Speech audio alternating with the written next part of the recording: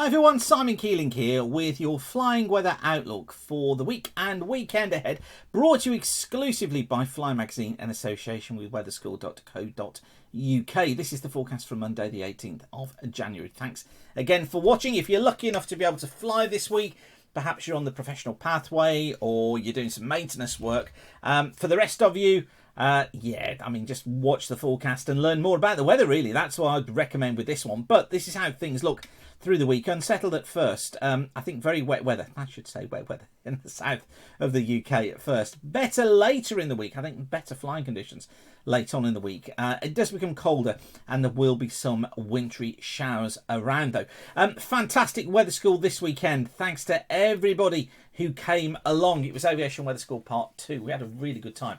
15 pilots were on that course and everybody's now gone away and are now planning their flying up to 14 days in advance. If you want to learn how to be better at flight planning the weather for up to 5 days ahead, then get yourself along to Aviation Weather School Part 1. I've got 3 places left on my course on the mornings of the 6th and the 13th of February. So those are consecutive Saturday mornings. Perfect to do this course now, particularly in lockdown. Of course, you can then devote even more time to weather learning. And all you do to book your place now is go to weatherschool.co.uk and just book your place immediately at the website there. But as I say, I've got 3 places left on that course on the 6th and the 13th of February. If you want to come along, do book. They do tend to fill up quite quickly. It'd be great to see you there. Also, don't forget my free weekend forecast email. Just send a blank email to aviationweather-subscribe@weatherweb.net if you'd like to receive that on a Thursday or a Friday. It's just a forecast, a text forecast of flying weather for the weekend. No nonsense, no spam, nothing included in there. We just use that as well to alert you when there are new courses available. But it's been running over 20 years now.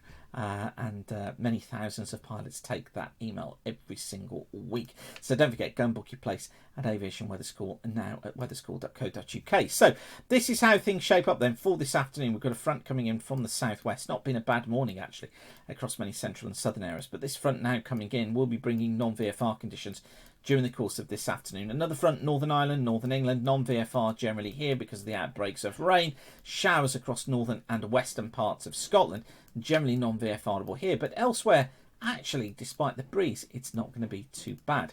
Now for Tuesday, more persistent rain coming through Ireland across northern parts of England, across Wales and southwest England, parts of the Midlands during the morning, and then this spreads its way eastwards as we go through the afternoon. Some gales across central and southern parts of England as well. I think generally I've got to say non-VFR because if the cloud doesn't get you, then the wind will. Bases around 1,000 feet, tops around 12,000 feet. Scotland looks better, flyable conditions here, although across the far north there will be some showers leading to marginal conditions here.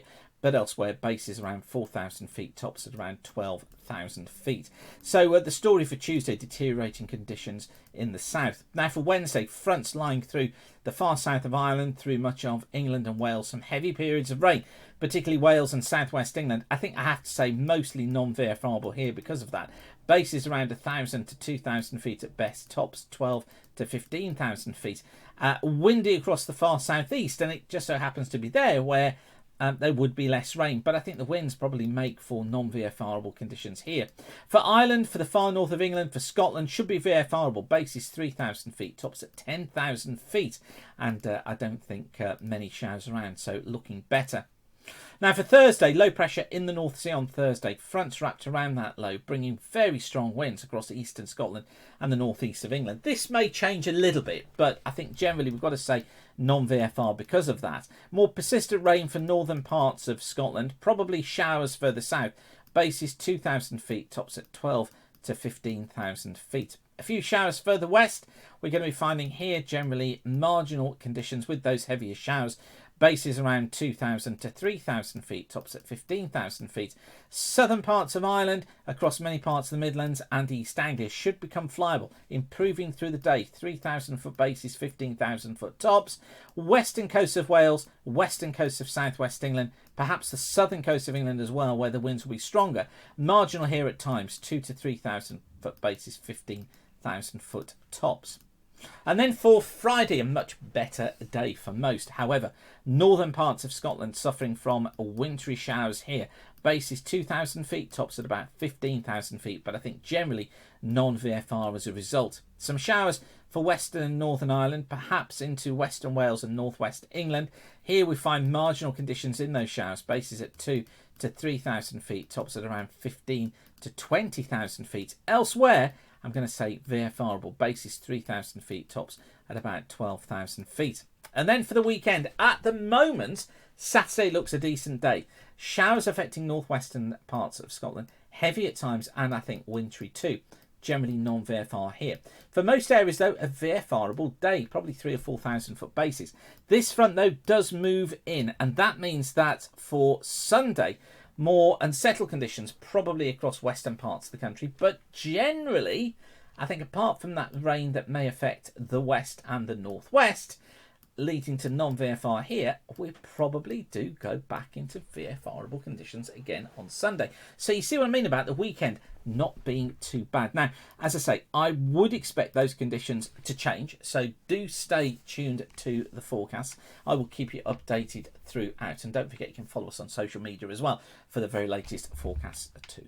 But I'll leave you with that for now. Don't forget to go and book your place now if you want to at Aviation Weather School Part 1. I've got 3 places left on the course on the mornings of the 6th and the 13th of February. Those are Saturday mornings. It'll be great to see you there. You'll be able to plan your flying up to 5 days in advance. You'll build your confidence in forecasting yourself and your trust in the forecasts that you're seeing elsewhere as well.